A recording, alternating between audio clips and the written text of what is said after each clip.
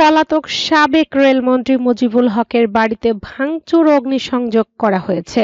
শনিবার বিকালে ১৪গ্রাম উপজেলার শ্রীপুর ইউনিয়নের বসুয়ারা গ্রামে এ ঘটনা ঘটে।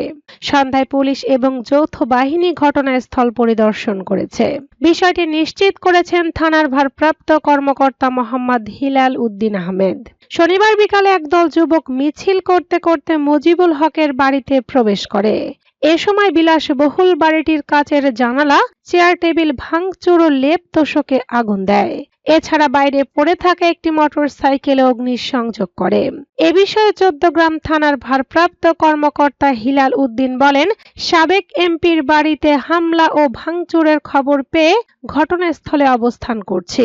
কে বা কারা এই ঘটনার সঙ্গে জড়িত বিষয়টি আমরা খতিয়ে দেখছি।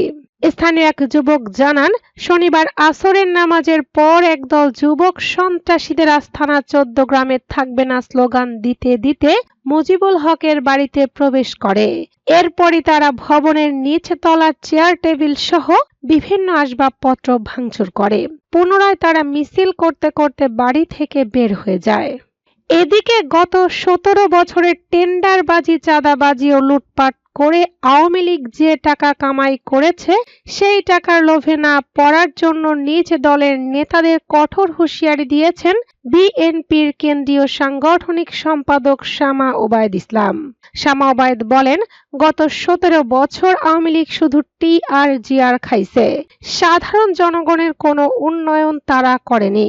আর ছাত্রলীগ, যুবলীগ টেন্ডারবাজি, চাঁদাবাজি ও লুটপাট করেছে, সুতরাং তাদের কাছে অনেক টাকা পয়সা আছে।